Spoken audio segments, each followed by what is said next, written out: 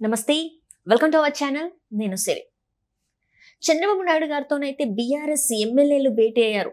అంటే ఈ భేటీని కేసీఆర్ గారు ఒక రాయబారంగా చేశారా, లేకపోతే తెలుగుదేశం పార్టీని తెలంగాణలో విస్తరించాలని ఈ భేటీయా? సో ఏంటి అసలు అనేది మనకు వివరించడానికి మనతో పాటు ఉన్నారు ప్రముఖ రాజకీయ విశ్లేషకులు అంకమరావు గారు. నమస్కారం సార్. సార్, ఇప్పుడు చూస్తుంటే చంద్రబాబు నాయుడు గారితో తెలంగాణ బీఆర్ఎస్ ఎమ్మెల్యేలు భేటీ అయ్యారు. అయితే ఇది కేసీఆర్ గారు చేసిన భేటీ అంటారా, లేకపోతే బాబుతోని ఎమ్మెల్యేలు అంటే ఈ తెలంగాణలో మన తెలుగుదేశం పార్టీని విస్తరణ చేయాలన్నా? ఇక్కడ ఏమనుకున్నారంటే తెలంగాణలో తెలుగుదేశం పార్టీని లేకుండా చేశాడు కేసీఆర్ గారు. ఆంధ్రప్రదేశ్లో జగన్మోహన్ రెడ్డి గారు కూడా అదే పరిస్థితిలో ఉన్నారు. ఇక తెలుగుదేశం పార్టీకి అవకాశం అనేది లేదు.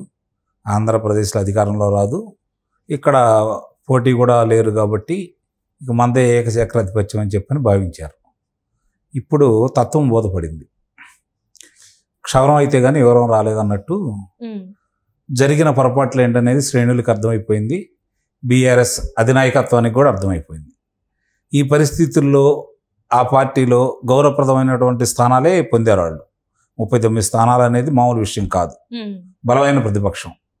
అయినా సరే మరి కేసీఆర్ గారు 10 సంవత్సరాలు నుంచి పక్క పార్టీ నుంచి తను తీసుకున్నాడు తప్ప తన నుంచి బయటికి వెళ్ళినాడు లేరు. ఏదో ఒకటే అరా తప్ప శాసనసభ్యుల్ని ఘోరాతి ఘోరంగా ఆయన దగ్గరకు వచ్చేసారు ఆ రోజుల్లో.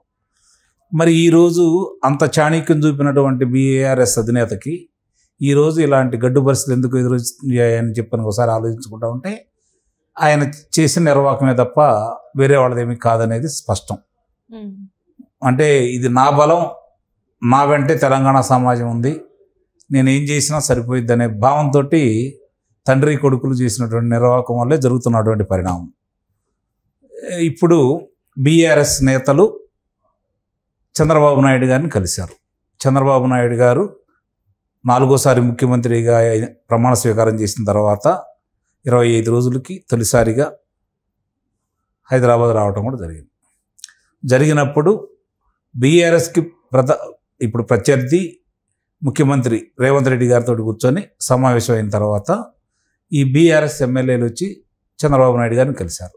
ఈ కలిసిన ఎమ్మెల్యేలు ఎవరు, వీళ్ళ పూర్వాపరాలు ఏంటి ఓసారి కనుక చూసుకుంటా ఉంటే తెలుగుదేశం పార్టీలో బలమైన నాయకులు వీళ్ళు, తెలుగుదేశం పార్టీతో ద్వారా గెలిచినటువంటి శాసనసభ్యులు వీళ్ళు.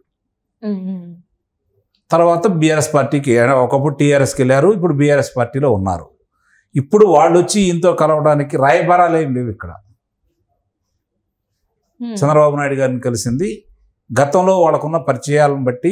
ఇప్పుడు సహజమే కదా, ఇటు నుంచి అటు ఎందుకు వెళ్ళారు అంటే అప్పుడు అధికారంలో ఉంది కదా, ఇప్పుడు అధికారం లేదు కాబట్టి అటు నుంచి రావడానికి కూడా ఆస్కారం ఉంటుంది.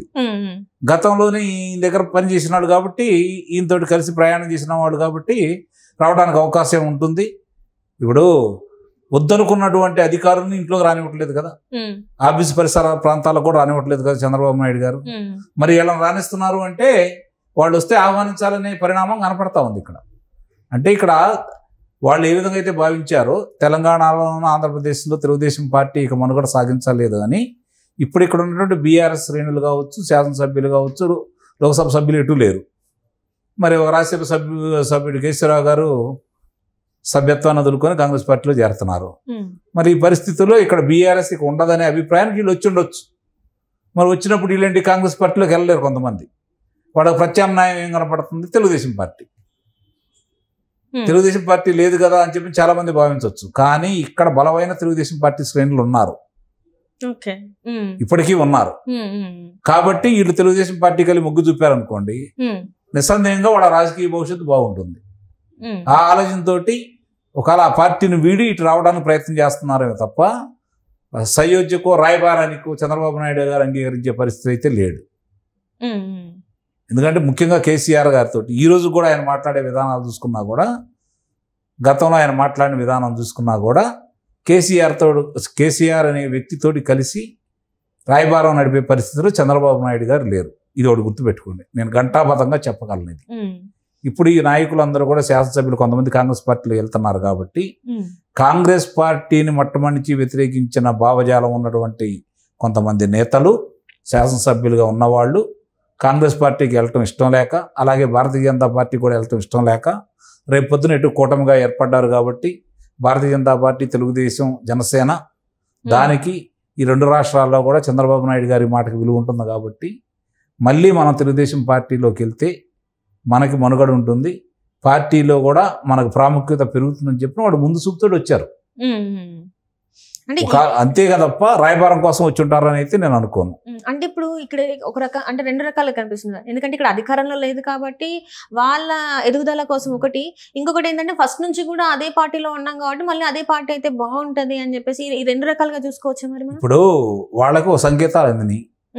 నిస్సందేహంగా తెలుగుదేశం పార్టీ ఇక్కడ క్రియాశీలక పాత్ర పోషించబోతుంది.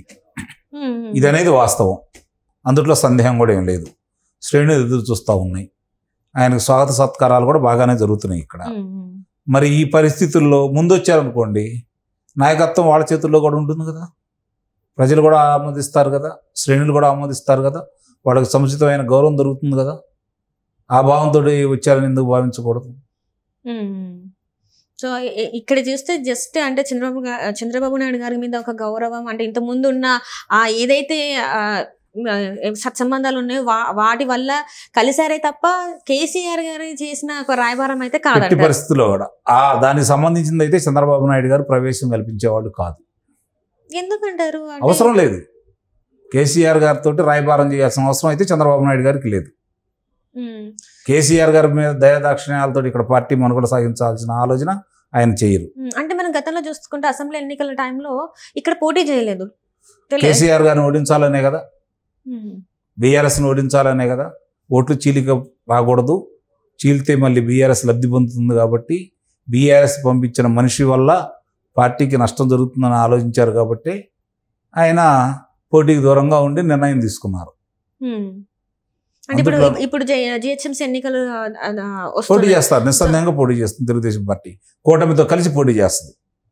జనసేన, భారతీయ జనతా పార్టీ, తెలుగుదేశం కలిసి పోటీ చేస్తాయి. ఇక్కడ ఉన్నటువంటి 150 డివిజన్లలో అధిక స్థానాలు కూడా పొందుతుంది, అనుమానమే లేదు. అంటే ఖచ్చితంగా అంటే ఇప్పుడున్న ఈ వ్యతిరేకత అంటే మనం చూసాం మొన్న పార్లమెంట్ ఎన్నికల అప్పుడు కూడా బీఆర్ఎస్కి 1 సీటు కూడా రాలేదు. సో ఇదే ఇంకా కేసీఆర్ పతనానికి ఇంకా స్టార్ట్ అయిపోయిందని అనుకోవచ్చు, అనుమానమే లేదు.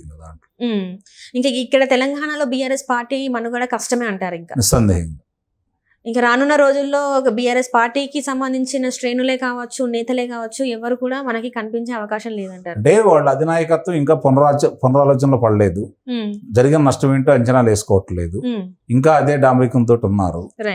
దానివల్లే జరుగుతున్న నష్టం. లేదు అంటే మళ్ళీ కేసీఆర్ గారు గతంలో పోరాటం చేసిన విధానంలో కనుక మళ్ళీ ప్రజల మధ్యకు వస్తే ఏదన్నా మనుగడకి అవకాశం ఉంటుంది తప్ప ఇప్పుడు ఆయనకు అంత ఓపిక లేదు, అంత అవసరం కూడా ఉంటుందని ఆయన భావించట్లేదు. జరుగుతున్న పరిణామాలన్నీ, కుటుంబ సభ్యుల మీద వస్తున్నటువంటి అభియోగాలని, వాటిని రక్షించుకోవడానికి ఆయన కాలయాపన సమయం మొత్తం సరిపోతుంది. ఆ కాలం అంతా దానికి సద్వినియోగం చేసుకోవాల్సిన అవసరం ఉంటుంది కాబట్టి మళ్ళీ పార్టీని తిరిగి పునర్వైభవం తీసుకొచ్చే దిశగా వాళ్ళు అడుగులు వేస్తారని కానీ అవకాశం ఉంటుందని కానీ నేనైతే భావించాను. Right, thank you so much sir.